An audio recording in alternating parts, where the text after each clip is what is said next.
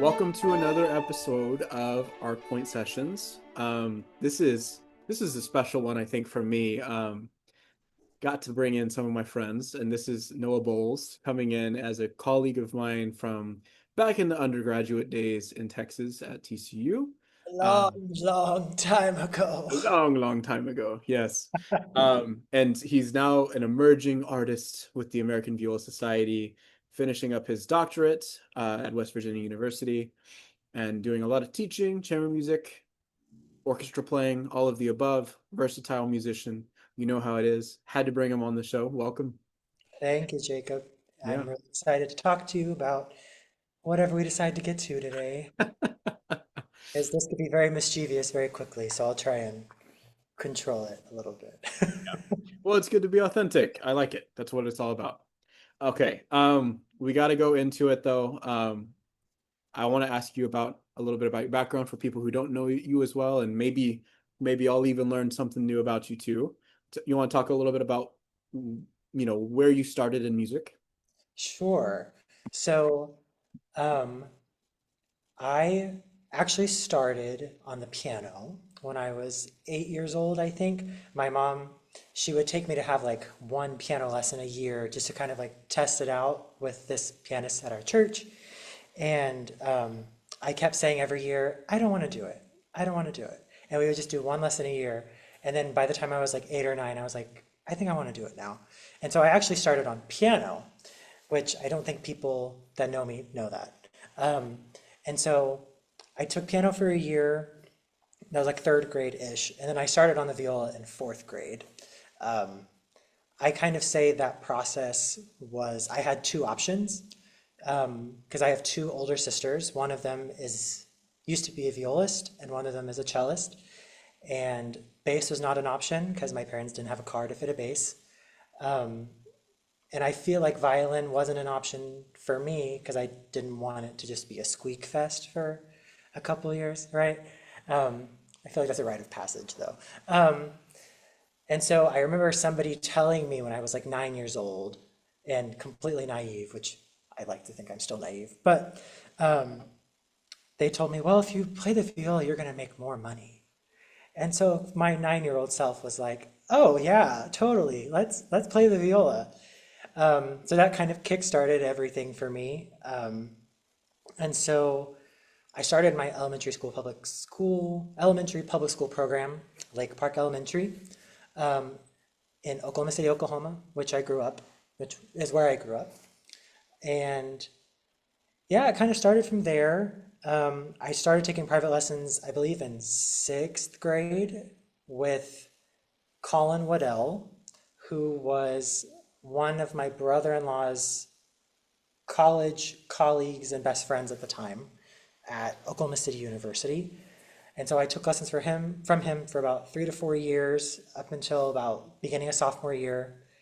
Um, and then from there, I moved to Sam Formicola, who is a former violin professor at Oklahoma City University. And I studied with him until I graduated high school. Um, and so I think the two of them really were influential in like kind of seeing me, I guess, like seeing me and my potential and really taking that potential and running with it. And even if that potential was very minimal, they took what it was and they ran with it, which I am very appreciative of. Um, but yeah, let's see. After that, I was very fortunate to get my bachelor's and my master's degree from Texas Christian University, which you know, because we went to school together for what, 5 years, I think? Yeah. Because you were, yeah, about I think 4 or 5 years. Um, and then now I have gone a little bit northeast, and now I am getting my DMA in viola at West Virginia University. And I'm really happy to be here. I'm almost done, so maybe I'm happy to be there as well. Um, but yeah, we can kind of get into the nitty-gritty, but then maybe that's like the outline we can kind of use. Mhm. Yeah, yeah, yeah. And I think it's another thing that I've been trying to highlight. I'm putting together a lot of viola interviews right now. Haven't really made an official announcement, but I'm hoping to make like a viola special type of thing, Sure. kind of make an event out of it. And there's been a trope that some violists, contrary to popular opinion, actually do start on viola and end up being pretty successful. Um, you And know, I it's, and weirdly enough, I did not realize how rare that was until I got to college, yeah, which is really strange. because Like, you and I were some of the only people that I know that started natively on viola. right, right. It's yeah, it's very interesting because it did explain a lot of my like anxiety when it came to like my technique growing up, I think, and especially while I was at TCU, for sure. Because I was like, why can all these people like, I mean, not that I couldn't do it, but and not that violas can't do it, but like just what we are asked to do is so drastically different on like an average basis. Yeah. And so, no pun intended, but it's not, certain things are just not under the fingers um, like other instruments are. And so I wanted to like, maybe that's a kind of like part of my motivation is like, how can I be like that violist who can do whatever, you know? Yeah. Um, Yeah. And that's very similar to what I've heard from many people as a motivating factor of like, no, no, no. Violists don't have worse technique. It's just a different ball game type of thing. Yeah, yeah, yeah. So it's a very cool thing to hear about origin story. Um, do you want to talk about what influenced you to come to, I guess, really like summer festivals that you did in the past? Because I know you did a couple of summer festivals in Oklahoma, sure, and then what your experiences were like there, and then even talking about what made you choose the certain schools you went to. So sure. TCU and West Virginia. Yeah. So I think it's really funny because basically one festival that I went to is responsible for my entire career up until this point. So when I was in high school, there was this little, quote unquote, little arts camp called Oklahoma Summer Arts Institute. And it was in the middle of nowhere, Altus, Mangum, Oklahoma, I think. And it brought together like, I think over 200 students in 9 different disciplines. So there was like the orchestra, there was the choir, there was photography, there was acting, there was ballet, modern dance, film, drawing and painting, and creative writing. Those are the 9. Wow, I can't remember. Can't believe I remember that. And so it was such an inspiring place to just see people who were my age at the time. They were all high schoolers, just like really have the time and the resources to just engage with their art for 2 weeks. Like it was just really inspiring. And but I met through Oklahoma Summer Arts Institute, I met Dr. Misha Galaganov at TCU, who was the viola faculty at the festival at the time. And um, I remember my parents say that after my second year there, because I went for 4 summers, um, after my second summer, he like walked up to my parents and said, um, I don't know if you're considering it, but you should consider coming to TCU. I think he would do great there, and we will have potential funding if he decides to audition and do well. And my parents were like, oh, come on. Like, he's the person that cries on the last day of school. He's the person that cries whenever, like, people leave him.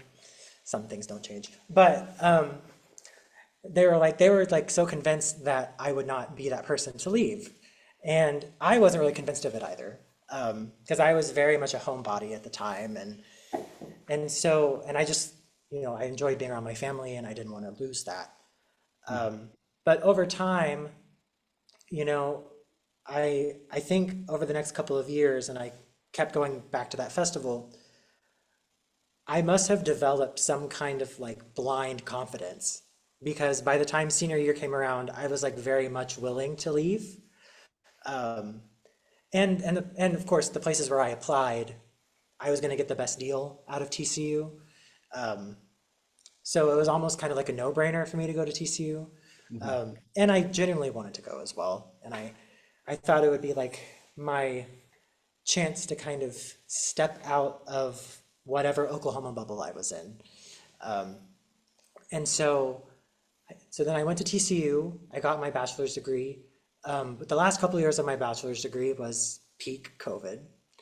And, I had, at first I had considered wanting to apply to a bigger program or to another program. But with COVID, I felt like I had missed out on some opportunities to kind of exercise some like leadership skills rather than just performance skills. And so I knew that there were needs that could be met that I think I could contribute to. And so during my master's degree, I started a concert series at TCU for students that were specifically in the first 2 years of their music program. Because I kind of felt like it was absurd that we don't really practice performing until at the earliest in a junior recital for performance majors. I know some other schools are different, but at least for TCU, it was like your first performance is your junior recital. And I think there's no excuse to not practice performing, right? I think, practicing the music is one thing, but you have to practice the whole shebang. Hmm. And as somebody who likes to perform, I was seeing students who were really talented walk on stage and just fall apart. Because that's just not a skill that I think certain people focus on. They focus on the musical aspect of it, but they don't focus on like, well, how do I walk on stage? Um, how do I look confident? Like, how do I command stage presence? And that's not something you do or learn unless you do it. Hmm. And so I wanted to kind of provide an avenue for young musicians who maybe did not have that performance experience yet, to be able to exercise that. And and it was a very stress-free, it was like a Sunday afternoon, open to the public. They could play 10 minutes, they could play a few movements, like very stress-free. I didn't want any stress to be added to it. Um, so that was one thing I did that I was very proud of. I think they're still doing that concert to this I think I day. still saw a notification for it. Yeah. So, I'm not about legacy, like I don't care really, but like I'm really proud of that Hmm. personally. Um, to see that they're still utilizing that, I think is really cool.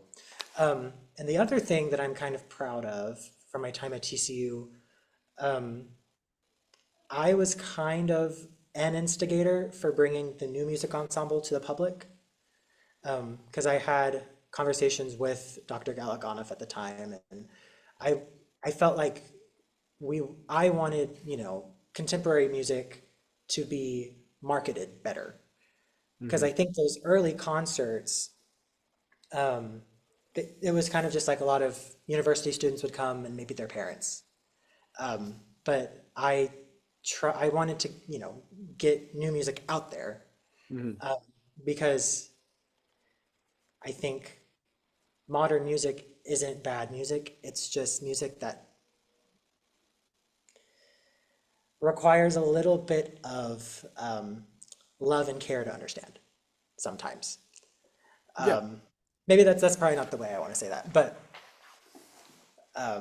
and so I just wanted, an avenue for people to just be educated on on contemporary music, Yeah. and what better way to do that than like at the Modern Art Museum. So, Accessibility, right? right, yeah, that's the word. Thank you. I was like, I struggling, um, and so yeah, so I'm kind of going on a tangent here, but let's go back to college.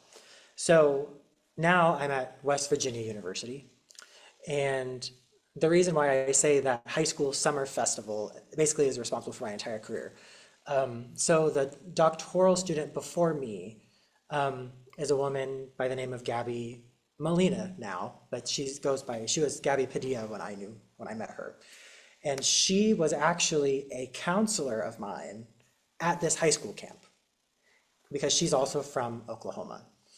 And so I met her through this camp, and we didn't talk for a long time. Like, I honestly am surprised she even remembered who I was. Um, but Dr. Galaganov recommended Professor Andrea Hood, who is my teacher currently. And I knew that Gabby had been a student of hers very recently. And so I randomly DM'd Gabby and I was like, hey, like, I've been recommended to study with her. How is she? And she had nothing but like amazing words to say about her.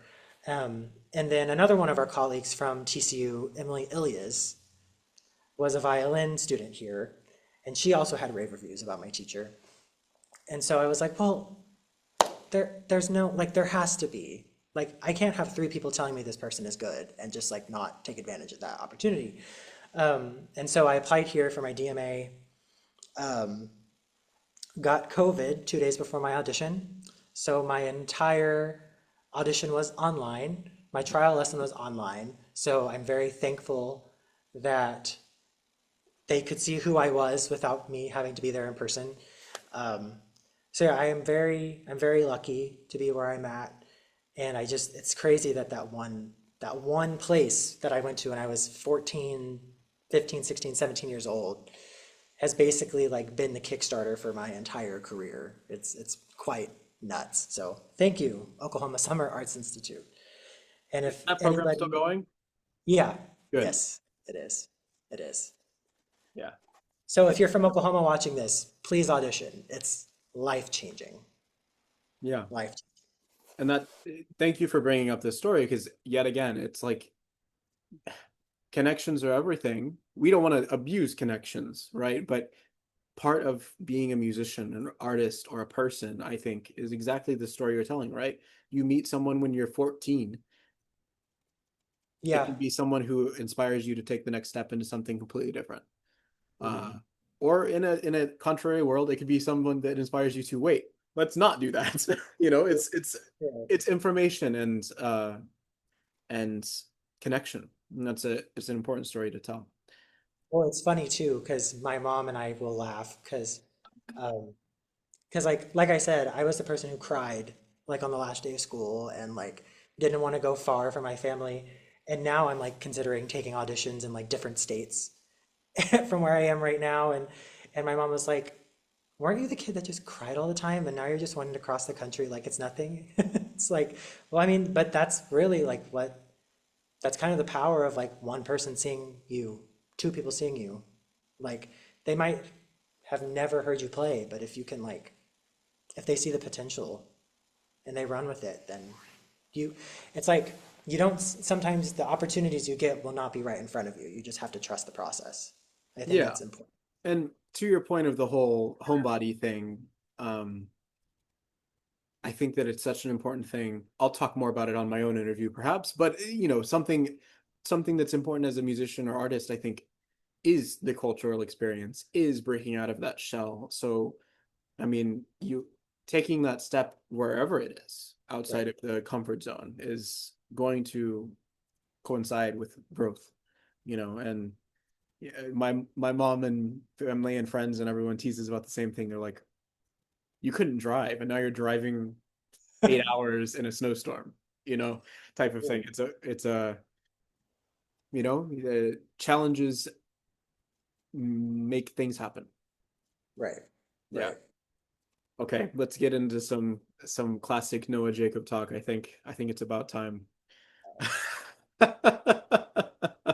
Oh. Okay, so for the context for people listening, Noah and I frequently talk about um, some different things within the music field, whether it's academia or music industry related, or whether it's just like philosophy and viola or you know pedagogy type events. Sometimes it's just, man, why can't people just behave? Um, so there's a lot of text threads between him and I of you know similar perspectives.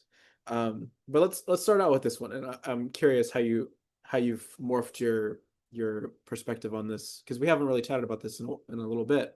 But Mhm. you and I remember have both kind of described the scene of music world as hyper competitive and image driven, and oftentimes people being very performative, to keep it broad, um, when when did that realization hit for you the first time? And then taking the question a step further, how how do you react to it, or how are you responding to that being the case? Hmm. I think to kind of go on the competitive path, Hmm. I think I really noticed how competitive the music industry was when I wasn't competing.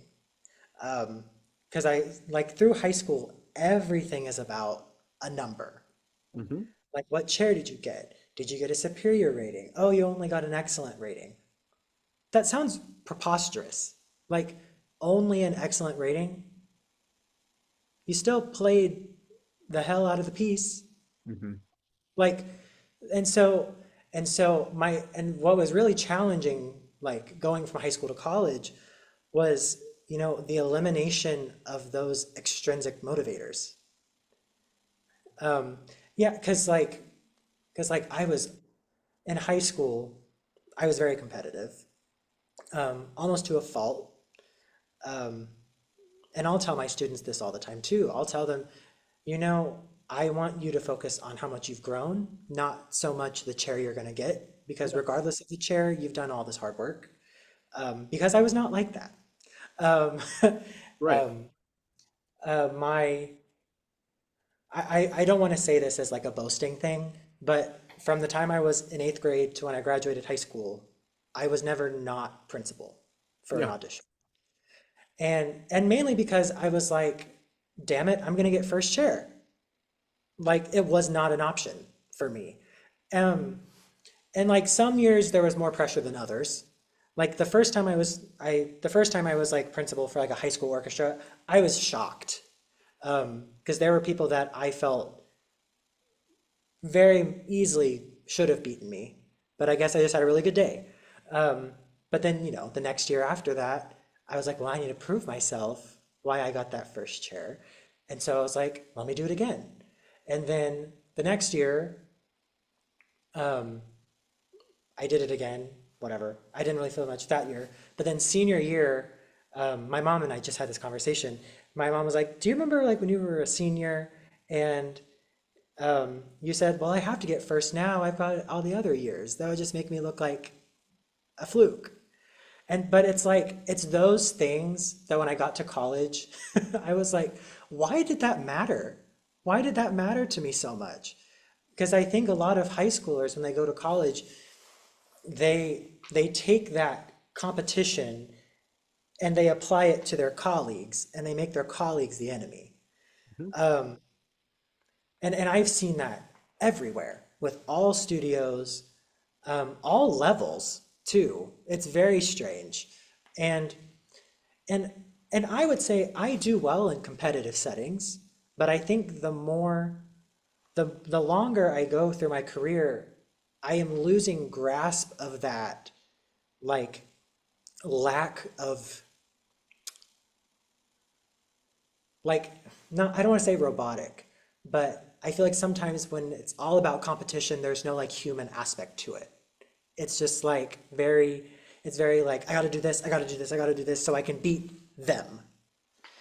And I just don't think that's healthy.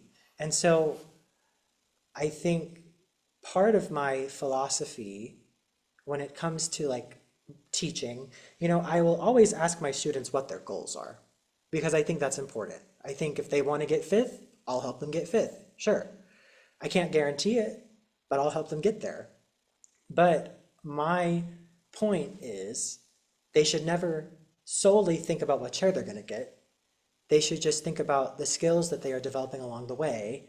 And if they happen to result in the chair they want, fantastic. But if Right. they don't, okay, well you've still improved your spiccato bow stroke, you've still improved your vibrato, like that's what it's about. Because and in the long term, like if you're auditioning for college, they don't give a crap about what chair you got on Allstate. It looks good on a resume, but if you don't show up and perform at the audition, okay, Yeah. next. And that's very cutthroat, but it's the truth. And so, um, yeah, that's what I would say about like the competitive nature, um, which unfortunately I think, orchestras are like that. They're always going to be like that. Um, I don't think that's going to change, and it's probably better that it is competitive and more of an equal playing field than, oh, you played in front of the conductor and you got the job, because that there's so much bias involved in that, and I think the competitive nature of what the audition circuit is now, most of the time, eliminates that bias. And so I think you have to acknowledge that the competition exists and how to navigate it. But I think on a personal level, you can't be so engrossed in the result that you forget about the process. Yeah, and I think because you came across this in a couple different ways, and the word is arbitrary, right? So the numbers of like all state chairs or what chair you get for your college orchestra audition or whatever, or oh, does my professor think I'm the favorite? All arbitrary subjective things, right? But it all is real because Right. humans are inherently comparative. Look at how we Mhm. do social media. How many likes does this have versus somebody else? Right. Does this person like me because of this? We are all image obsessed people because that's human nature. So in a subjective artistic field, we have this comparison about us. I think compare we you and I bounced off of each other through comparison. I know I did. Like having you at TCU was a very big asset to me to be like, oh, he can do this better than me. I want to learn how to do it like that. No, same. And that sort of thing is a good thing to have. Now, I did it in a very unhealthy way for my first few years, and then had to relearn what comparison and competition could be. And it's all a mindset type of thing, right? Um, in the music world, when we get to like competition, so let's think Primrose or Tertis in a viola sphere, or any competitions for solo instruments, let's say. Um, what is your take on that? Are people still being cutthroat? Have you seen anything in your experience? Or concerto competitions, things like that, things of that nature. I think it does happen for sure. Um, I guess I maybe mean, let me rephrase the question. Does it feel like does it feel like people that compare in a competitive way almost bite themselves in the ass? I think so. I think And so. why do Because you I mean, think? well, here's okay. Here's a caveat. If someone ever did it with me, I don't give a crap what they think. Mm-hmm. And for whatever reason, I have been very, that's just something I can do really well, is to be able to be like, oh, okay, fine. Let me just play this. And and I'm not saying that makes me better than anyone, but I think you kind of, and it's not even thick skin. It's just, I think at a certain point in, at least in my musical journey, quote unquote, oh, that sounds really, whatever the word is. Like, I think I've always been an oblivious person, but even more so when it came to people who would say something about me that was, I knew was not true. Mm-hmm. Um, and yeah, but I mean, I also understand that there's a lot of people who do take things very personally. Um, Right. and so I don't know. I don't really know. Do you I think it's think something that's because you're saying you really don't know how you don't take it personally. Like you said, it's not thick skin, but is it almost like a like it's a very curious psychological thing to me because I've met very many people now that have the same type of skill where it's like, okay, it's like they brush it off, and I'm like, I don't know how you do that because that would be ringing in my head, well, you I know? mean, the specific instance I'm thinking about, which I'm pretty sure you know, which will stay unnamed. Yeah. Um, I think I think when it came to that, I knew that those people had no idea what I was doing. And so it was very easy for me to kind of filter out those opinions because they have they don't have expertise in what I'm doing. They have expertise in what they're doing, but that doesn't apply to me. So therefore, I'm not going to listen to it. Right. Um, Now, if it was Mike, you, or if it was like a colleague, yeah, I would listen to it, but I also wouldn't take it personally because this, at the end of the day, it was kind of just like a job. Like Right. I was there to do my job. If I did great, awesome. If I didn't do great, I'll do better next time. Um, and I don't know where that comes from. I think I think my family has always been like that, really. My family is very like no nonsense when it comes to things like that. And Hmm. I think I probably just developed I don't think I would say that's like an inner sense of self, but I grew up around adults pretty much my entire life because Right. I'm the youngest by a Yeah. long. And so I think with that wisdom, I was able to kind of pick up on that maybe earlier than a lot of people do. Yeah. I always say I'm a millennial in a Gen Z body. It's really kind of, I feel so old, but I'm not really that old. Um, my shoulders do today. Thank you, Viola. Um, but, um, but I don't know. But those kind of voices of dissent, a lot of times are just from a place of their own insecurity. Hmm. And I think for me, this is going to sound kind of harsh, but that's not mine to deal with. Like I am Oh, not the going voices that to, are. yeah, I'm not going to take responsibility for them fixing their insecurity. Yeah, of So I course. can just brush the voices away and just be like, okay, that's what you think. Yeah, and just to kind of give reason to that, one of the things that Elias told me that will forever stick to my core was, why the hell would you ever listen to any noise? They're not you. He said, Yeah, look down at your damn stand. You did the work. If it's not there, do the work and go perform. right. And Yep, it goes even into your conversation about the arbitrary results of like all state or whatever. It's like, who the hell cares about what number or whatever if you made the progress? And that's I backed out. I almost backed out of like half of the auditions that I did, which maybe I should have, because 16 was way too many. But it was really, really, really good for my growth, and he right, pushed me to follow through right, because he wanted me to see these sorts of things. So, to people listening, I think Noah learned this much faster than me, this guy, about tuning out the noise and you know, for lack of a better word, cutting out the bullshit. Just go with your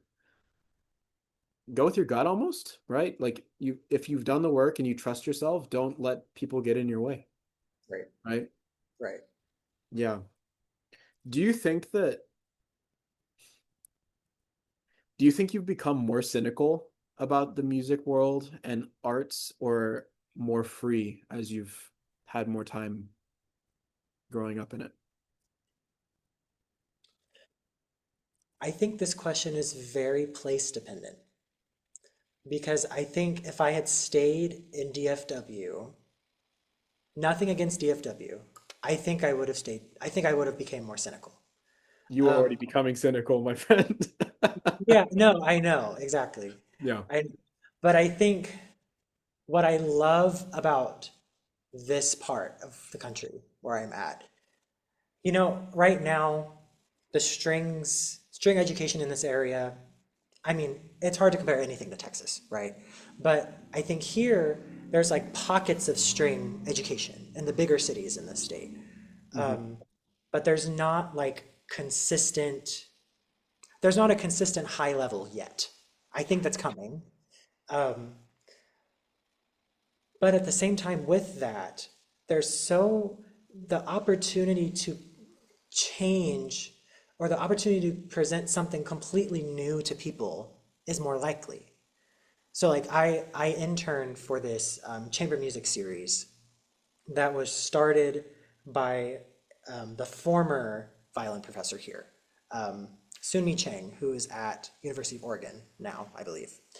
And um, she started this chamber music series where she performs and she brings in just all of these, high profile people, like the former violist of Dover Quartet, Milena Pajaro Vanderstadt. Um, she's brought in, oh my gosh, I'm like blanking now. I only remember her because she gave me a master class. Um, but like she's brought in some pretty big names to Morgantown. And, there's like 150, 160 people who come to every concert. And there's usually it's like a string quartet, or I think the last concert they just had was like a percussion quartet. I think the next one they're doing is like a quintet. Sometimes there's pianists, sometimes there's just string people. But like the crowd loves it because it's like something different. Um, Now, granted, like there's a lot of like old time fiddle playing up here. That's like a traditional thing. There is like bluegrass is a big thing up here.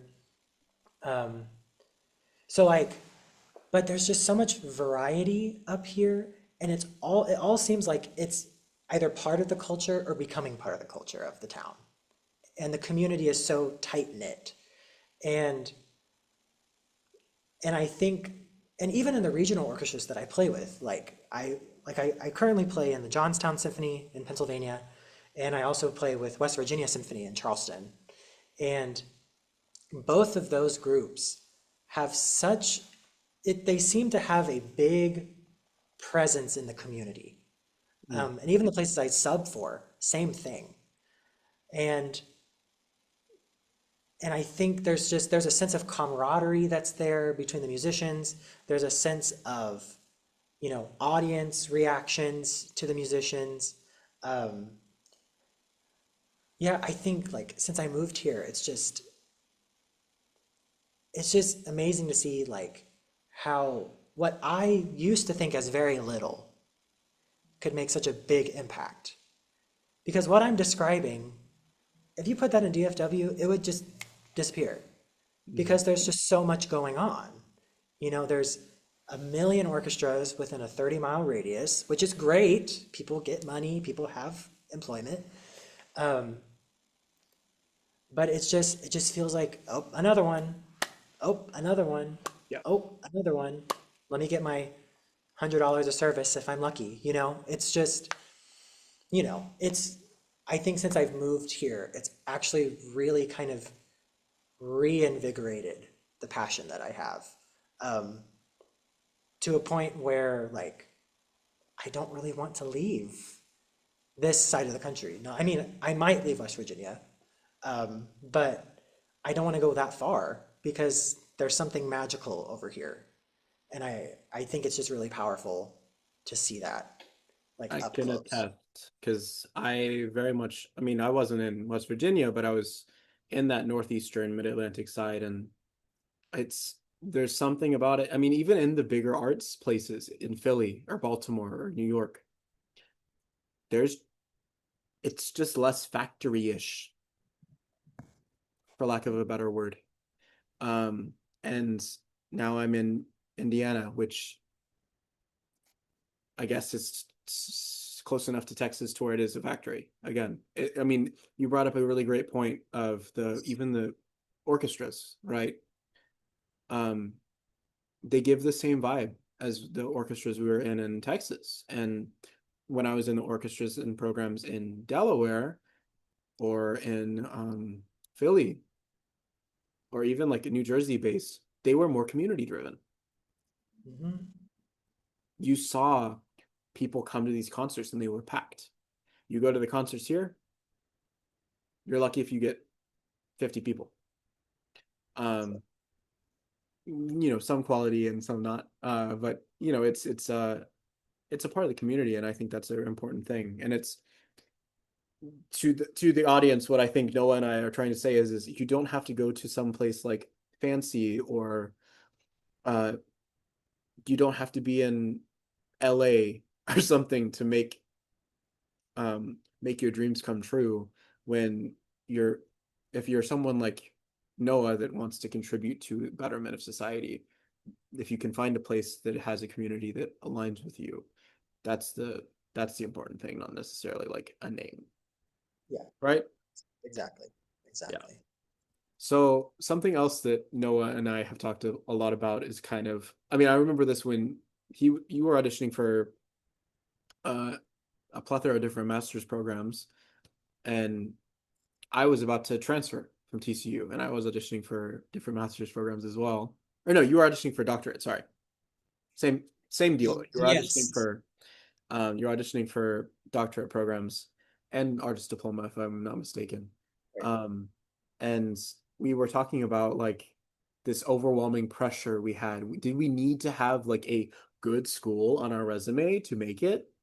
Um, and uh, we let's just say it, like there's kind of an invisible hierarchy in the classical field. And there's this pressure sometimes, oftentimes, that we need to have certain things to check off on our list.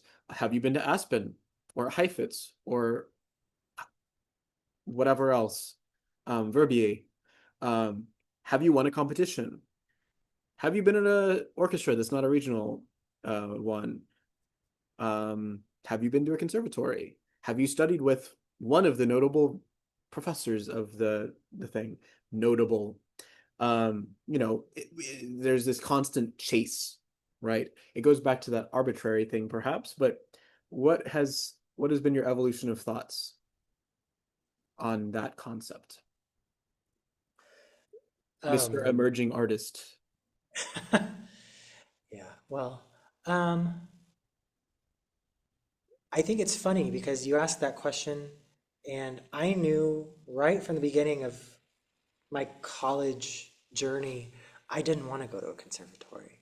Mm-hmm. I had no desire to, um, because I have always been the type of person that if I'm doing only one thing all the time, I'm going to drive myself insane. Um, and so the way that manifested itself at TCU was me kind of engaging in like vocal opportunities. Um, I was in, oh gosh, timeline. So I was in like an a cappella group for like 4 years, and then I was in a vocal jazz ensemble for 4 years. Um, sorry, oh my gosh, I thought there was a fly. Okay. Um, and I think through those, I feel like I learned more about my musicianship than I think just studying the viola would have done. Mm-hmm. Because I think at the time when I started, especially vocal jazz ensemble, I think at the time I had kind of hit this stagnant like musicality wall. Like I didn't exactly know like what my next steps were or like how I could enhance what was already there. And I think I that ensemble, I even what, remember you were uh, potentially saying you were gonna go the vocal route rather than viola for like right, a few months. yeah, very briefly. Yeah. Um, but it was through that like doubt and through those kind of excursions that I mean, I think I owe it to those things that I'm still a violist. Um, Right. through um, and I mean now as I'm thinking about what my research is going to be, like that jazz excursion is going to prove very influential.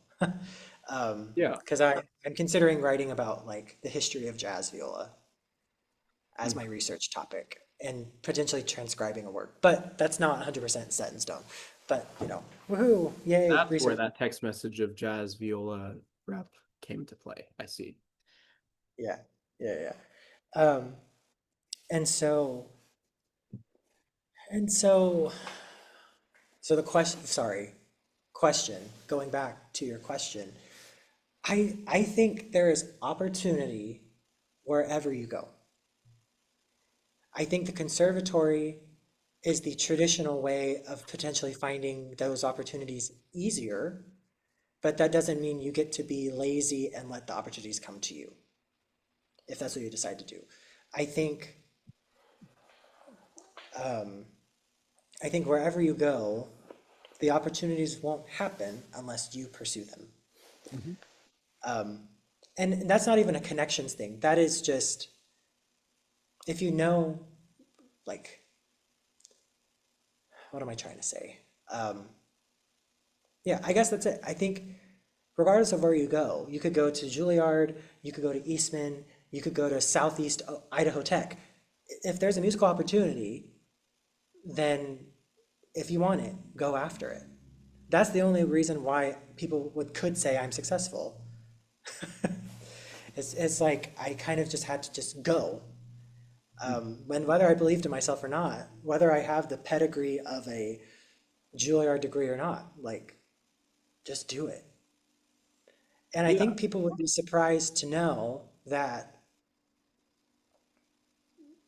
like people who go to conservatories are just like people who go to normal school. They're all striving for the same thing. They're all striving to be understood. I think they just have a, I think people who go to certain environments just have a different way of speaking that. Or they haven't figured out who they are yet because they haven't had the opportunity to because they're so hyper focused on the one thing. Sure, sure. But yeah, I would say like regardless of where you go, you have to explore. Hmm. I think if you are so narrow-minded and so tunnel vision that you're restricting yourself to other opportunities, I don't think anywhere is going to work 100% the way you will want it. And that sounds kind of pessimistic, but um, Your education is your own education. right, Yeah. And right, I want to bring this up, because I remember there was days where I asked you, Noah, do you teach? You said no. I don't feel ready to teach. I said, you're never going to feel ready to teach until you teach. So I brought you in and did master classes and stuff like that. Because it was like, right, and now this guy is like teaching a heck of a lot in West Virginia and has taught a lot at TCU and started a bunch of education stuff. You have to just go for opportunities when you get them. I bet you that's the same thing that happened with the whole AVS competition. Your teacher probably was like, Noah, apply for this. And you were like, no, I don't want to. And then you applied for it and you got it. This kind of like doing, not to put words into your story, but it's like, who cares? Go for it. Of course, there is the barrier of like application fees or what have you. But um, my advice to that is email or right, ask. There's always an opportunity of a waiver or something. Um, exactly, but exactly. always take the risk, right? Mhm. Um, Like the most important thing, like, and I tell this to undergrads all the time because we're about to have our concerto competition. yeah. And, um, there are so many undergrads that are so freaked out because they're like, well, what if I lose? And part of me just wants to be like, okay, so what if you lose? You're still a student here. You still improved a lot. Like, you have, like, this is not the be all end all of everything. The West And it's the Virginia same Concerto thing. competition. Yeah. Yeah. Oh, and also, like, and I think the same goes with, like, okay, so what it, you didn't go to conservatory. Who cares? Who cares? Who cares what people say? It's Well, like, I, do with what you have. I'm going to bring something up that I want to get your opinion on Sure. too, that it might help because there are some people that do care, and there are people that are in charge of the music industry. Because I've heard it. I've heard, hey, Jacob, why didn't you go to the conservatories? That's why you are the way you are. That's why you're not good enough. And when you hear stuff like that, then you're encouraged to then go to a conservatory, or you're encouraged to give up, right? So if in those situations where it's someone that is in a high position of power telling a student those things, is that something else that Noah would think about? That's just noise and cut it out, or do you put any stock into that? I think my initial reaction is, well, I guess my light is not meant to be shined here. Um, but also, what I have an issue with that statement, and if they've said that to you, I'm sorry. If they said that to anybody who's watching, I'm sorry. Um, I think by saying, oh, well, that's why you're the way you are, but because you didn't go to a conservatory. Why are we upholding tradition so much when it obviously does not work for everyone? That segues perfectly into my next question. So before you keep going, is the system that we're in for music, academia in general, designed to elevate creativity, or is it designed to protect itself? Mm. Designed to elevate creativity or designed to protect itself? Ooh. Um, I think the intention is to elevate creativity. Um, I think that's a very case by case basis Of as course. well. Um, I think it really depends. I think if there are bad apples in the bunch, then all it does is reinforce itself. Or what was the terminology you just said? What was the word? Protect. What was it? Protect itself. Um, and I think it's important to acknowledge that, what it's protecting is Eurocentric. It is um, very just doesn't take into account world musics, popular music. Um, some would even say the viola doesn't take into account that, Mhm. um, which is why I have a problem like with tradition because we can't. It's the same reason why certain organizations die and certain ones don't. They don't evolve. They don't see what's going on in the community and say, hey, we need something to support that. Um, and so I think I would love to say that they all support creativity, but I think if this very Eurocentric, pretentious frame just continues to be protected, it's just, it's really not protecting anything at a certain point. It's protecting a veiled notion of what classical music is, Yeah. not the reality of what's on the ground. Hmm. I mean, there's great artists that we hear one time and then they disappear off the face of the earth because they're seen as eccentric, or they're not playing Mozart how it should be. Maybe I shouldn't use Mozart as an example. They're not playing Bach how it should be, Oh, type of gosh. thing. Um, Well, and it's funny because I remember having a conversation with you a long time ago, and I remember saying, "Ugh, why do they have so many pops concerts? Like Michael Jackson with strings is just a Michael Jackson concert." And now that I've experienced pop concerts, I'm like, "Wow, I was such a bitch." Because it's just it's like I just hadn't experienced it, and so now that I have experienced it, it's like, oh, okay, so this is supporting the community. You're bringing community artists that are backed by your community orchestra. That's fantastic. Like that's classical music. yeah, it's Like it doesn't have it's to be a concert that has Wagner, right. for it to be a real classical music concert. Um, yeah, Yeah. So I would like to think that that kind of I would like to I hope that meaningless tradition is challenged more. that's what I like to do. Yeah. Oh no, hold on. Here's that break. Pause. Okay. It's Halloween. That was a little spooky looking on the screen. That was It's Halloween. Okay. Anyways. okay. So in terms of those systems or the traditions, right? Um, in a very idealistic sense, let's say you could completely rewire or erase something. How would you do that and rebuild it? Like, where would you start with that process? It could be really anything, but, and we're talking very idealistic because this could go into society even, right? But, you know, Um, problem solving. right. Um,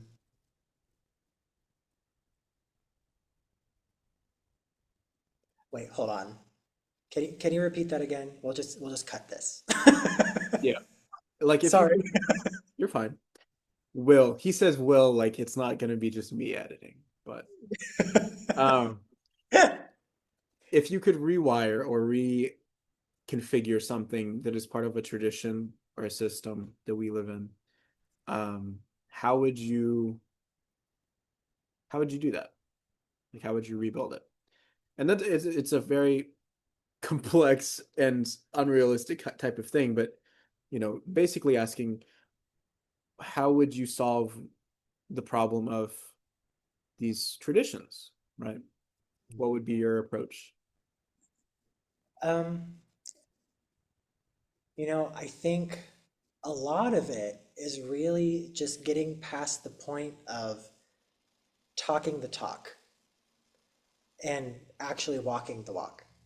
Um, there are some, uh, I think there are there have been great strides in programming, like orchestras programming composers by people of color, by women, by queer composers.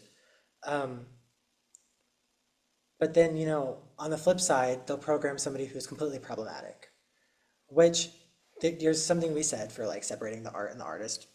Okay. Um,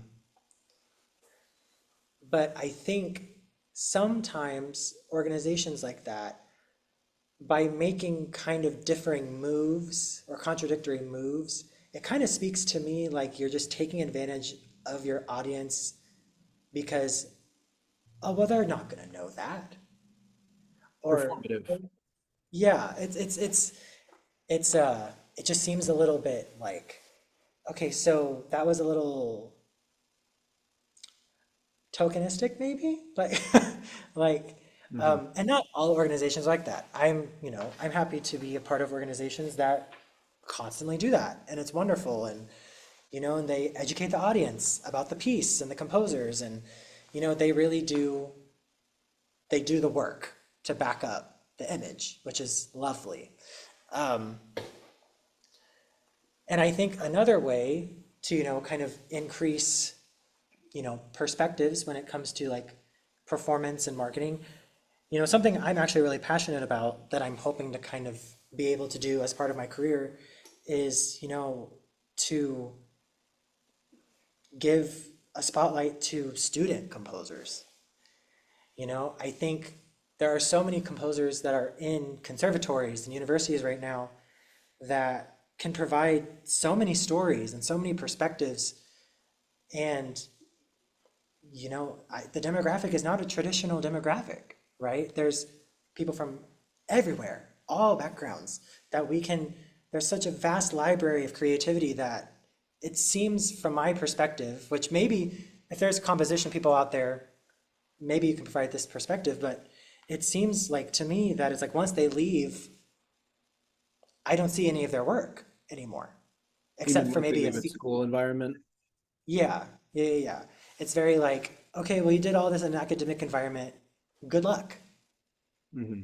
And I think there needs to be more investment in that because those, and more than just academic composers, but student composers are the future of classical music.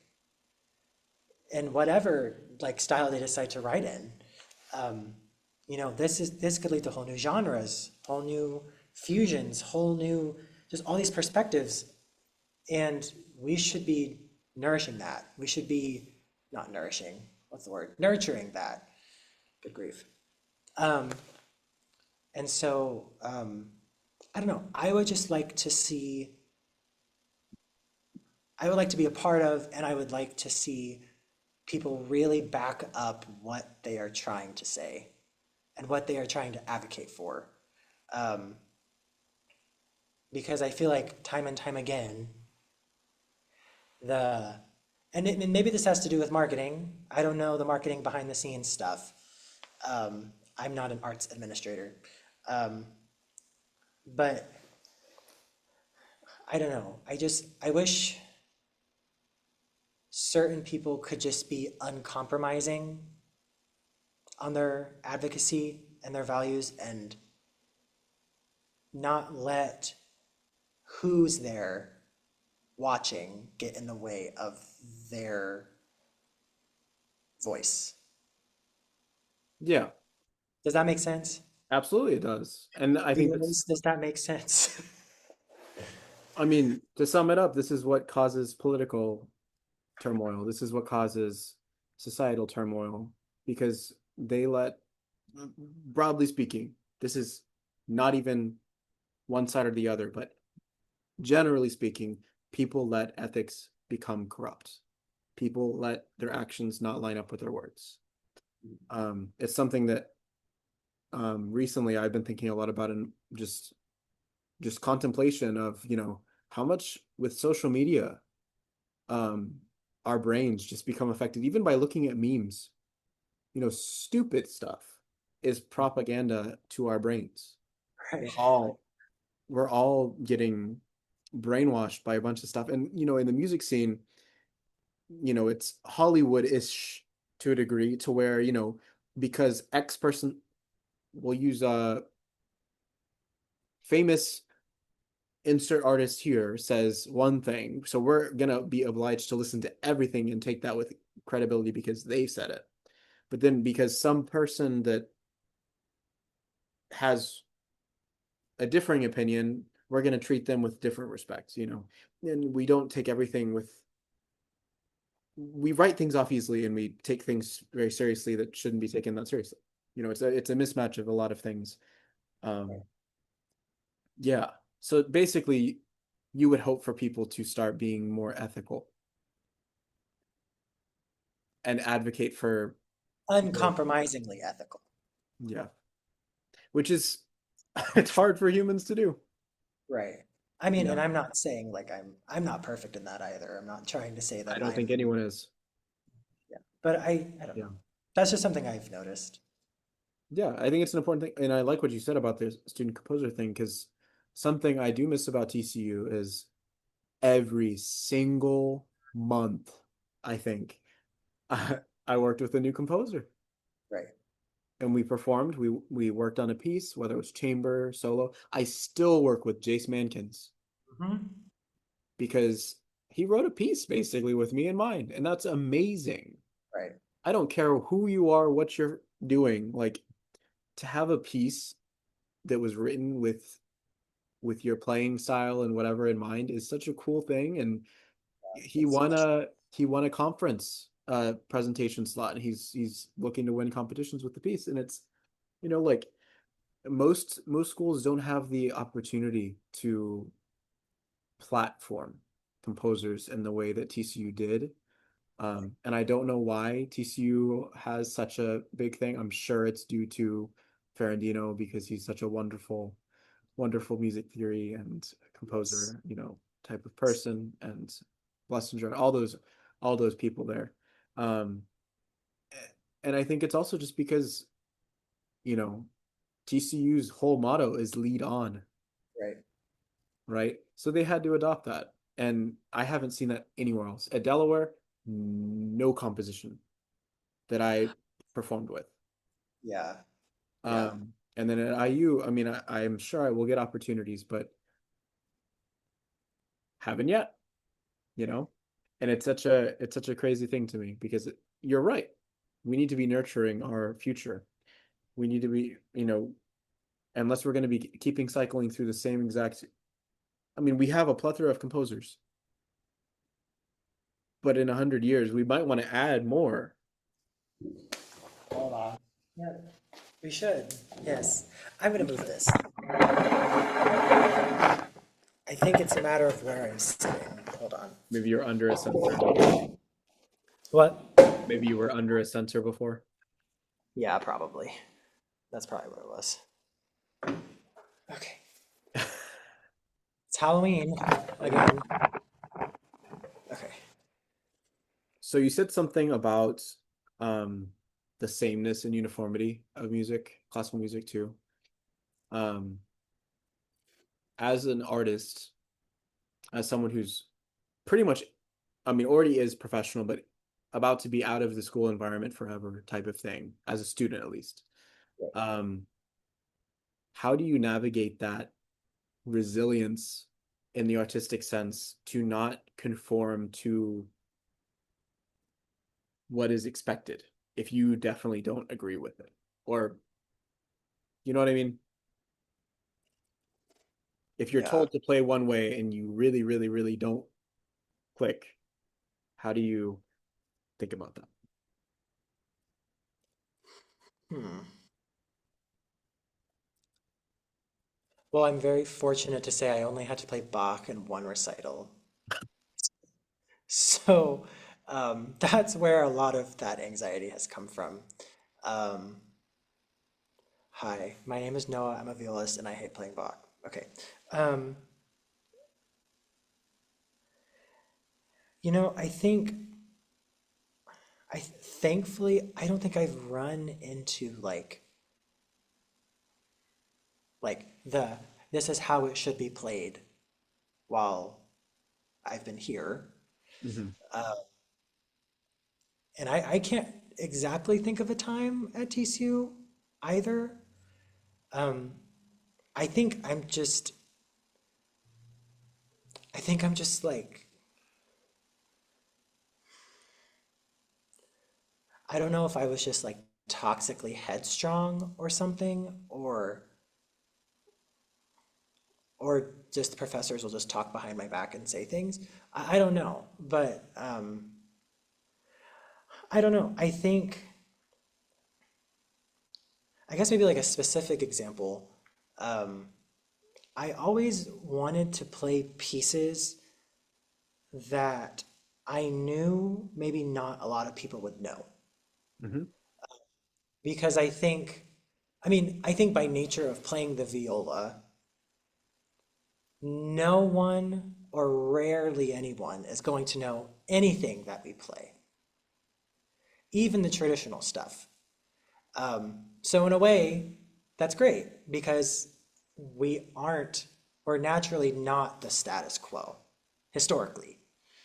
Um, which is why, like,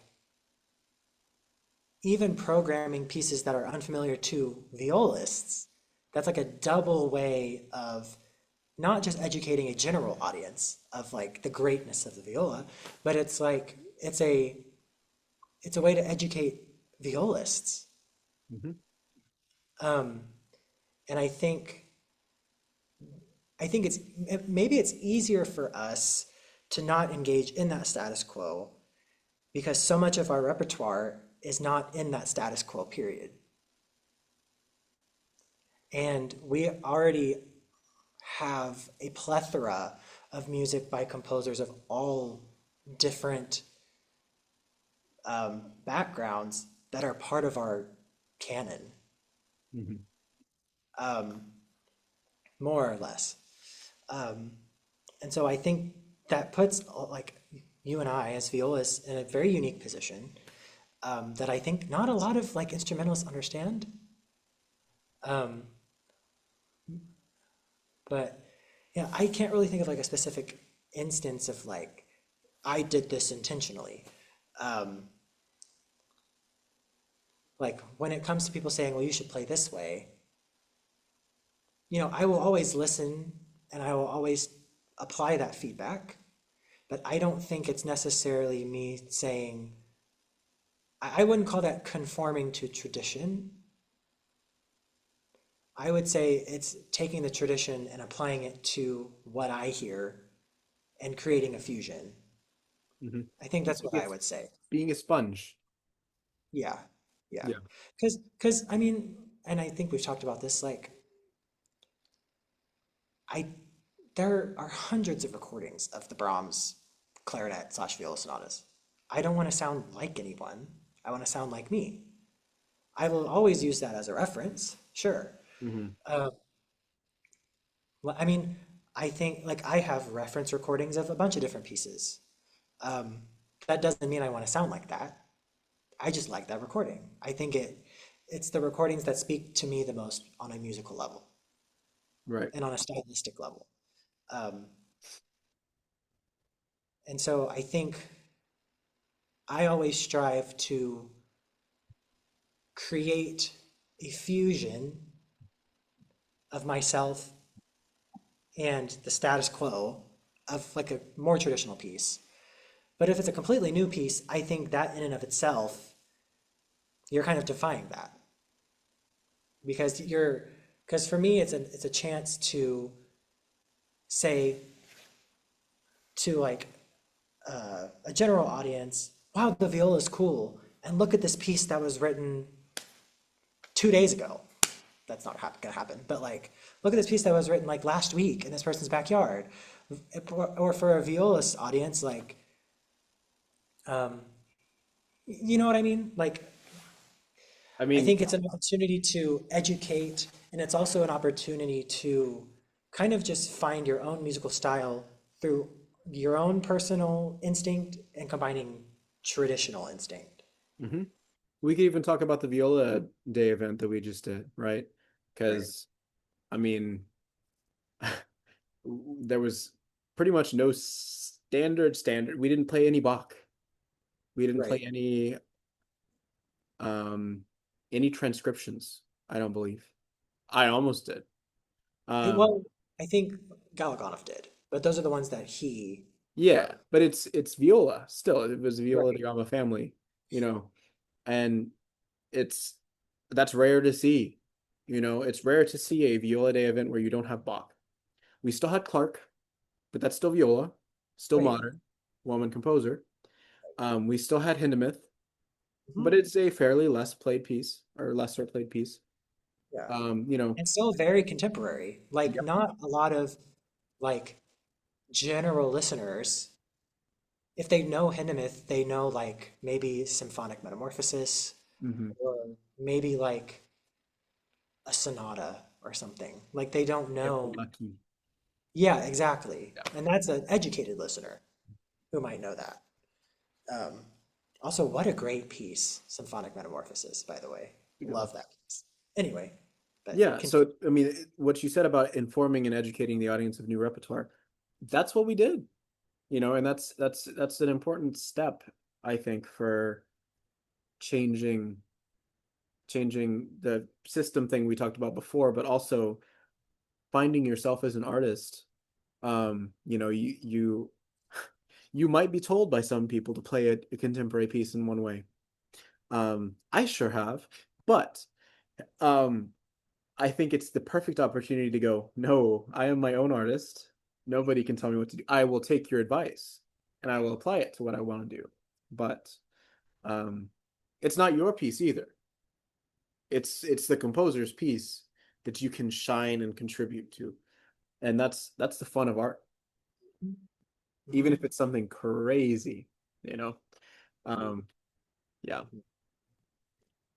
Which is why I don't like playing Bach. But anyway, just we're just gonna that's gonna be the bow at the end. That'll be the clip, and I'll just like send it. I'll tag American Viola Society. Uh, I'll be like, Noah Bowles hates Bach. Um, He was a great guy. Not from what I've heard. Apparently, he was a man, Oh, a well, problematic man.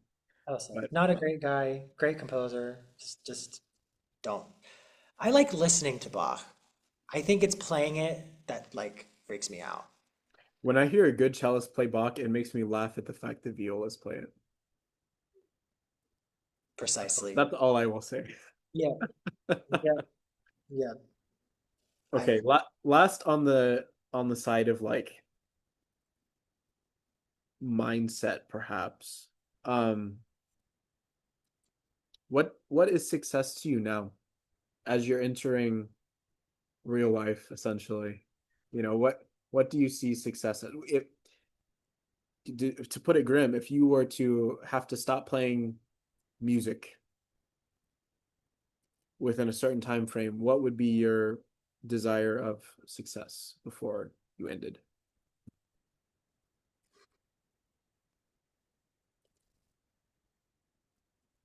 I mean, I'll come at this from like multiple standpoints. I Mhm. think now that I've started to teach a lot more, um, I think the biggest sign that I have done something right or I've been successful is just seeing my students' confidence grow. Because the students I have now, they were so shy when they started with me. And and you know how I am. I can go a mile a minute. I can sound really off the wall sometimes with what I want to hear, and I'm very like detail oriented.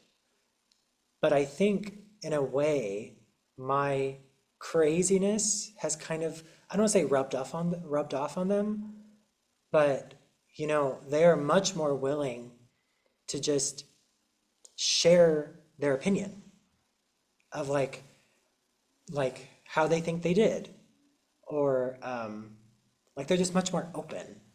And even if they like had a terrible performance, they could just be like, you know what, that was pretty bad, and they wouldn't be like scared of it, Mhm. if that makes any sense. Like I think my Vulnerable, what was that? vulnerable. Yeah. It's just that confidence, that ability to be vulnerable, to be open, and not feel like they're going to get punished for it because then everything didn't go to plan. Yeah. Um, so, like from a teaching perspective, that is success for me. Um, from a performance perspective, I think what the biggest change for me, um, in a weird way, like I don't think I've ever had maybe this is weird, but I've never had like a violist that I've been inspired by necessarily. I go through different stages where I listen to a lot of recordings of a certain player or whatever, but I've always been inspired by like work ethic. Like if you work hard, and I mean, and I saw this in my family growing up. Like both of my sisters were in college kind of around the same time as I started growing my viola studies. And so like they were getting their degrees, they were starting teaching. Um, my dad was becoming a school administrator. My mom was moving to a different school district to start an occupational therapy program. And like I saw my family growing and becoming bigger and working really hard for what they and succeeding, right? And so I I think now my idea of success is being able to be inspired by myself. And if I have a bad performance, knowing that, okay, I know what to work on, I'll play better next time. Or if I have a really good day, be proud of that and just take it as at face value and not try and be like, well, this could have been better and that could have been better. Like, okay, it could have been. But guess what? The performance you're aiming for is never going to be your best because you're already putting so much pressure on that performance. So Yeah. just let these practice performances be the build up to what's going to be there. And just that's the face value. Don't interpret anything into it. Just this is the journey. I know what I can be. I know where I want to go, where I need to go. Let's get there. And let that be the inspiration, not other people necessarily, not like, wow, they work really hard. I want to be just like them. No, I want to be like me, and I will do what I need to do to get there. Yep. Um, and that's in any field. Like if I get an orchestra audition, if I win, great. If I don't win, okay, maybe find another one. Or if I'm, in the next year, I might be starting to apply for academic positions, potentially. Um, If I get one, great. If I don't get one, what do I need to improve on? Or what are my weaknesses that I can build upon? Um, and so in a weird way, it's very like inner peace. Um, but like, I don't know, like, I'm about to be off my scholarship next year, right? I'm about to be the new world baby in the industry, but that doesn't scare me anymore. Like if I'm broke, okay, I'll be broke for a little bit, but then I'll figure it out. Hmm. I figured it out before. So let me just do it. And Yeah, so I think that's my sign that I'm successful. It's not about results. It's about just, okay, let's do it. Let's go. If you because want to come along, come along. But if you don't, okay, I'm fine. yeah, exactly. And I feel like that's such in my last 2 years and going and exploring and seeing true artists versus teachers or true that's another topic we could take an episode two on teachers versus artists, right? Um, but or just people that have found themselves. Those are people who are doing exactly the same type of thing of and Yeah. Yep. okay, I've done it before. Oh, I'm me. I will be able to do this because I want to do this. And I think the biggest thing for me in this concept of it is we are so privileged to go get on stage and perform, like Yep. being ourselves authentically, rather than going and working at Chipotle, going and working at in an office boxed up. Sure. It's to be able, even if it's not a wealthy living, to be able to keep a roof over your head, pay your car payments, get health insurance, maybe, um, type of thing is a privilege Yeah. to perform music for people and share yourself. Everyone else gets to hide away in society. We are putting ourselves out there and hopefully contributing to it in that way. And other people are donating to us to keep that alive. So please keep doing that. Thank you. Um, but The tip information is below if you no, we are not for profit. But you know what I mean, though. It's like that is a privilege to be had, and to keep doing that is what motivates us. That's really our only stressor, and it's a real one, right? We can't like the concept of yeah, you're off scholarship and off stipend next year. That is something to be real. There's some people that go, it's fine.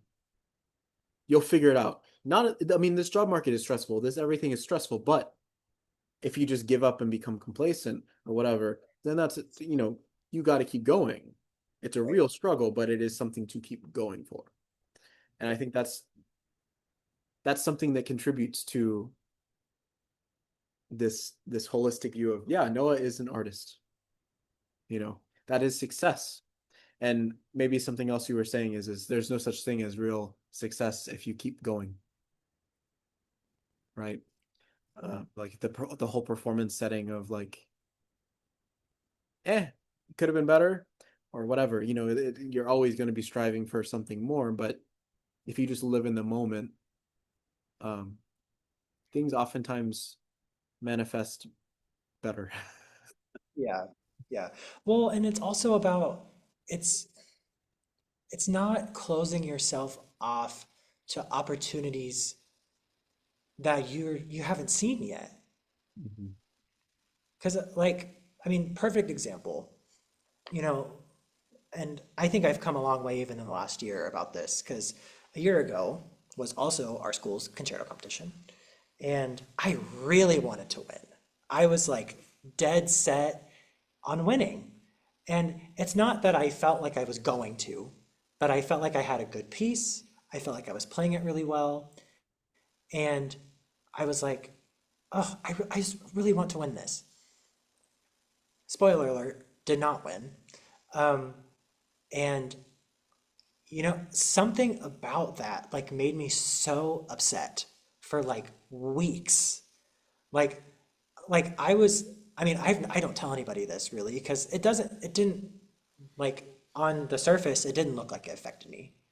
Mhm. But I was like down for the count for like a month because I was like, man, like I felt like that was my shot and I lost it.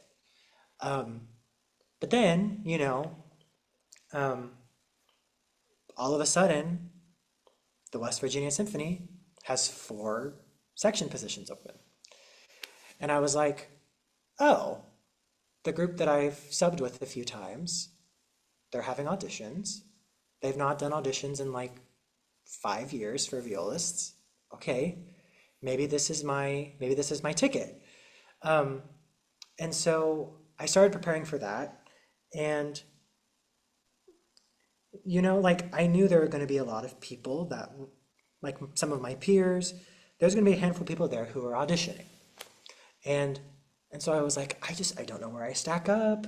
Like it was kind of, I was very stressed out about the what if. Like, what if this person auditions? What if people from this school audition? What if people who like have played violin for 20 years and just switched to viola decide to audition, right? It's like those anxieties that, in the past would have probably forced me to rescind my application. Now I'm just like, okay, well, let's see what happens. You're And so I here. worked really hard. Yeah. Yeah, I'm here. Like this is another opportunity. Like I'm not gonna shut down just because I feel the slightest hint of imposter syndrome. Um, and so, and thankfully I won the audition, and I'm very grateful to have won that audition. And and I think a lot of that had to do with me kind of just realizing that, and kind of alluding to what we talked about earlier. If there's an opportunity, you have to take advantage of it. If it's sitting right in front of you, it would be a shame to not do it. Even if you think you are grossly underqualified, you will never know unless you do it. Mhm. And I think that's incredibly important to point out. Because everything that I have done, everything that, all of the things that I have been blessed to have over the last few years, 95% of those things, I did not think I could do it. Mhm. And then I applied, and they saw something in me, and I'm very grateful to have these opportunities. And so I think, yeah, it's just kind of getting past the imposter syndrome and just letting yourself be and seeing where being takes you. Yeah. Because I think it'll take you further than what you will realize. Mhm. Yeah, absolutely. It's it's something that's easier said than done for sure, but Right. it's an important thing and something that um one of the one famous quartet member of told me. He said, we didn't anticipate winning uh I think it was Banff, one of the big quartet competitions. We didn't expect winning this, but we applied for this one, this one, this one, this one, this one, this one, this one, this one. We lost them all. We thought we were going to win a lot of these. We didn't think we were going to win the one of the best ones. And he just said, you never know which ones you're going to win. Like if you trust the work you've done and you have the money to apply, or you can find a way to get in to apply, do it. And Right. uh, that goes for that goes for summer festivals. That goes for auditions at schools. That goes for reaching out to professors. I told one of my friends recently to reach out to Elias for a lesson because he's trying to prepare for one of the orchestra auditions coming up. And I said, reach out to Elias. Instant response for a lesson time. He didn't think he was going to respond, Yeah. you know. And I think that's something that, like, what's the harm? You're not going to die. Right. You're not going to be exiled from the music world, probably. And if even if you are, okay, cool. Never talk to them again. Yeah. You Yeah. know, um, and I reached full disclosure. I reached out to a string company to see if I could be a brand ambassador for them. They said they're going to send out a trial batch of strings. Yeah. like just go for it. Yep. What's the harm? Yeah. Embarrassing yourself? Okay. And Right. unless people now people know if I don't get the strings, then I embarrass myself, you know. But it's like go for it, right? Um, there's always worth. What is the expression that they use in the you miss 100% of the shots you don't take? Right. Yeah. Mhm. That type of thing. I know Yeah. you're a basketball fan, so Yeah. we're Well, we're my hometown just won the title, so like I have to. I right. have to be. Oklahoma City. Oh There you go. gosh. Okay. One thing that Oklahoma is good for. Hey, there's multiple, but the Hey, basketball was really, I liked Norman, Oklahoma.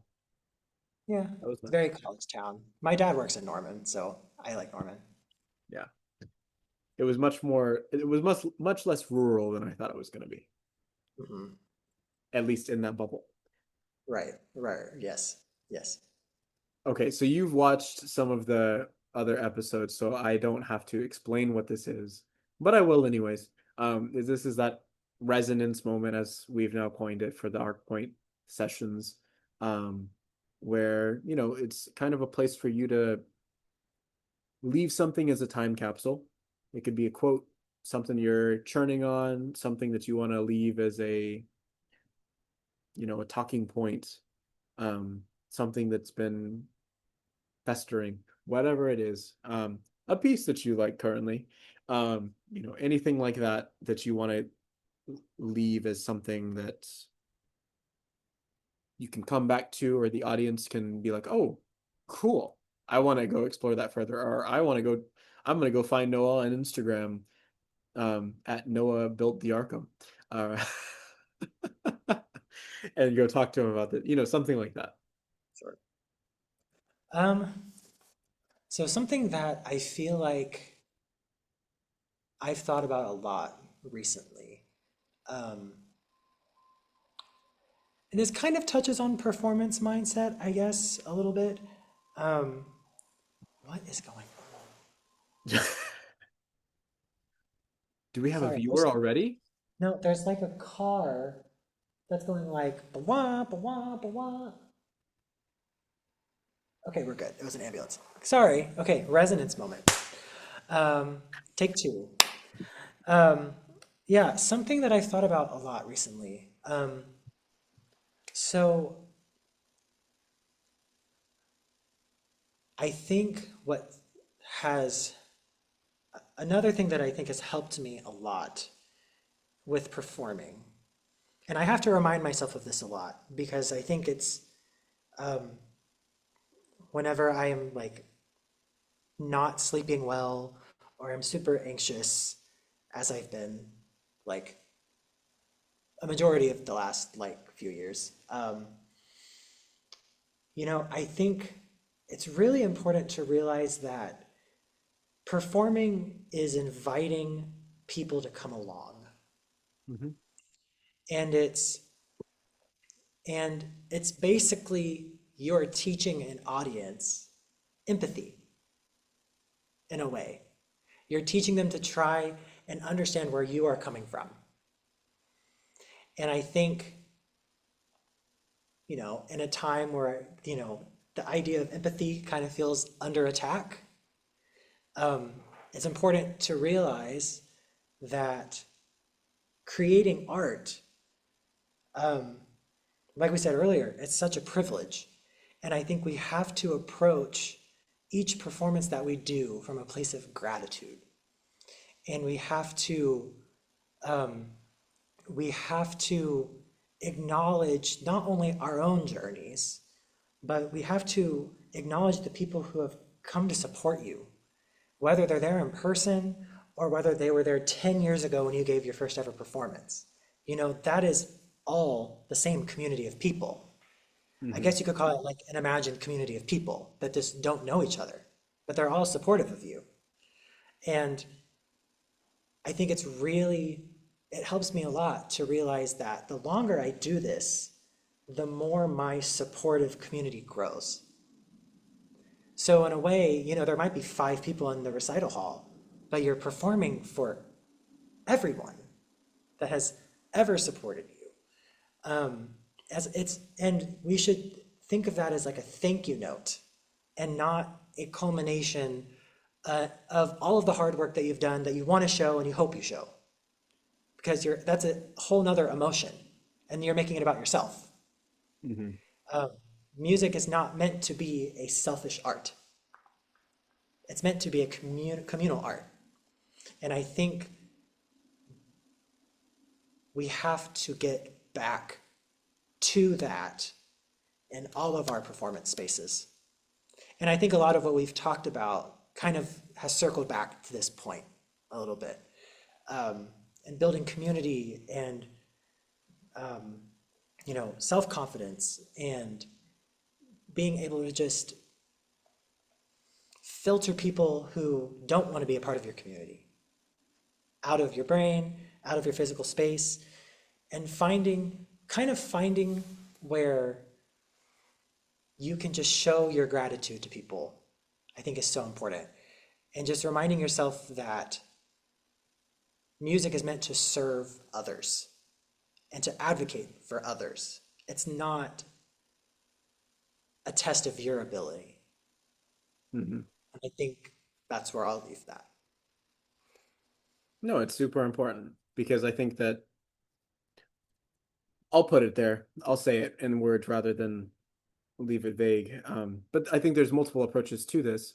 I think that competitions, academia, um, capitalism, society all endorse music as a selfish thing. Yeah, as an individual, oh my gosh, an individual like badge of honor, It's a like test. that awards the hustle. Yeah. And it's like, if you want to do that, I I keep going back to this. This is why I didn't play Paganini at that damn Viola Day thing, right? It's because I was like, why the hell am I playing Paganini? Sure. Why do I want to do this? Can I? Yeah. Is it a risk on a new viola that I'm not too used to? Yeah. Why am I doing it? And I came to the conclusion, literally while I was backstage, I said, I'm not doing this because I'm doing this to prove to X person, Y person, and Z person. And I'm also doing this to prove to myself that I can learn a viola in 2 hours. Right. What am I doing it for the audience? Are they going to enjoy it? No. Am I going to potentially mess up and embarrass myself? Yes. Why would I want to do that? I would Right. rather have fun and talk to the audience with that time of the 3 or 4 minutes of the Paganini. Talk to them about this this whole test nature that we go through of proving our worth. If I think that if that is something that is important to you, it's fine to do in music, but you can't impose that on other people. That's one thing. But also, if it's just a competition to get a badge of honor, maybe explore a different field. Well, and I'll say this. I think if you approach it from a place of gratitude, from a place of serving others, I think, and I've experienced this myself, I'm busy all the time, but I'm blessed to be busy and I enjoy the hustle because I know it's not about me. Right. It's about just finding ways to communicate with more and more people, Hmm. whether that job is big or small, or like I think that's what it's about. If if if you are, and granted, the hustle is required in some ways because our field is it's less easy to make a huge living with, right? But but that just means we have to work harder to set our like inner foundation so that we're approaching it from a place of good intentions Yeah. and not from a place of, well, I'm just going to do this and I'm going to do that and prove you all wrong. If you build a supportive community and you surround yourself with people who, um, okay, yeah, if you have a supportive community, you're going to find that you don't have to prove anything to them because they already know what you have to offer And if they don't, they're still there.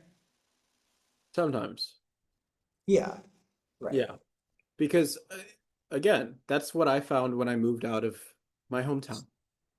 When I left TCU is when I found my supportive community. Because I also took the step to reinvent myself, because my first self at TCU was the hyper competitive, right? Right. So you raise a good question of, environment, um, environment and community building is everything, Right. right? Yeah. Okay. I want to ask a kind of, I maybe shouldn't ask this on the air, but how can what would you recommend is a step for artists, like, let's say, people that have tone base, what I'm trying to do with Arcpoint, um, anything like that. How do you build a community, or how would, if you were put in charge, if I made you CEO, how would you build a community through a lens of the accessibility and everything that I've been trying to do? Hmm.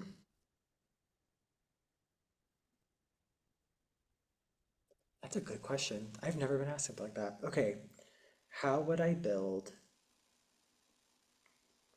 Hmm. I think, oh gosh, if this is not a good answer, I have. It's okay. I'm putting both of us on the spot because I think about it a lot, because I have put this in like, whenever I email people, I'm like, oh yes, I've started a business. It's an LLC. I've done this. And I'm like, I don't want to call this a business. This is Right. not to make money. This is, Yeah, I mean, I've spent money into it, you know? right. Um, this is something that, I've transformed my studio to be branded as Arcpoint Creative, because we're networking all of my things together, for tools for accessibility for people to find out what music's really about, type of thing, right? Right. But I've realized that it comes across as, yeah, I'm pumping out social media marketing. I'm pulling in famous people. Oh, wow. Okay. And this and this and this and this. So it looks like it's this marketing scheme to get people to, oh, yeah. You know what I mean? And what I'm trying to grapple with is this concept of, how do I help people build a community of their own? I'm just trying to shepherd it, So I'm asking if you started, or how you've built your own community. Doesn't even have to be under a label. Yeah. Um, I don't know. I think, well, I'll say this. I think what has been something that has kind of been my, well, I'm trying to think of the word. Um, I feel like something that I'm good at is what you do with your branding and your interviews. But I think um, it is having every voice in the room be heard as much as possible, Mm-hmm. and not treating somebody who is at a on paper lesser level, um, just treating them the same. Mm-hmm. Um, because I think people who are perceived as being of a lesser level want people to see them on an equal basis to everyone else. Everybody strives to be seen the same. And, I'm getting a doctorate, sure, but that doesn't mean I'm like ho hum academic, I can only speak highbrow, right? Like, I cuss all the time. Like, I'm a normal human being. I think you just have to, like, there's a personable element, Mm-hmm. there is a letting everyone in the room speak element, which I think by you pulling in all of these different guests, which one can perceive as different levels, I think that allows for, in a way, for people to maybe see like, oh, hey, they're at the beginning of their career, or oh, hey, they're in like the prime of their career, or oh, they're at the end of their career. You Oh, know, it hey, they're allows for, not even a musician. Some of them aren't even right, musicians type of thing. Like, exactly. yeah, Yeah, I think just finding ways to continue to platform all sorts of people, um, and just, treating everybody like they're just like, oh my gosh, I hate to use this because it sounds like something some like politics show would say, but it's like just treating the conversations like they're kitchen table topics, right? Like nothing is too simple. Nothing is too basic. right. Does that make sense? Yeah, yeah. Because I mean, nothing in life is basic either. Yeah. To sum it up, I mean, I think that something I the reason I brought Noah on the show, I don't do this and like speak out why I bring people on, but the reason I brought Noah on is because we've essentially grown up together, in a musical setting. Um, and it's something I've always seen him do almost, I mean, clearly without an effort. It's just who you are is find your community like this. I mean, and we didn't get into it, and it's okay if you don't want to share identity basis and everything, but like even in a different background than me, um, you have found a community, even with challenges, right? And that's something that's um that's a really big skill to have. The personality, the element there of authenticity, right? Right. Right. But to our audience, thank you for listening. You can follow Noah. I'm going to put his information. Do you have a website, Noah? I do not as of yet. Okay. Um, to our audience, thank you for listening. I'm going to put Noah's information in the description, if that's what it's called on YouTube. So his Instagram, TikTok, whatever it has, whatever it is, I'll put it down below. Um, Whenever there's a performance or anything, I'll also try to link that so you guys can see Noah's performing. But definitely, I'm going to plug this because this was a great performance that I've had a lot of people actually talk to me about if they're learning the Bowen concerto. They always are like, "Do you know this Noah guy?" Because this recording is actually very good. So go listen to Noah's recording of the Bowen. It's a very rarely played or performed piece, and Noah did a great job a few years back playing it with the TCU orchestra. So yeah, thank you for listening. Hopefully you guys are enjoying this viola series of Arcpoint Sessions, and thank you, Noah, for joining me on this, even with a bloody nose. Thanks, everyone.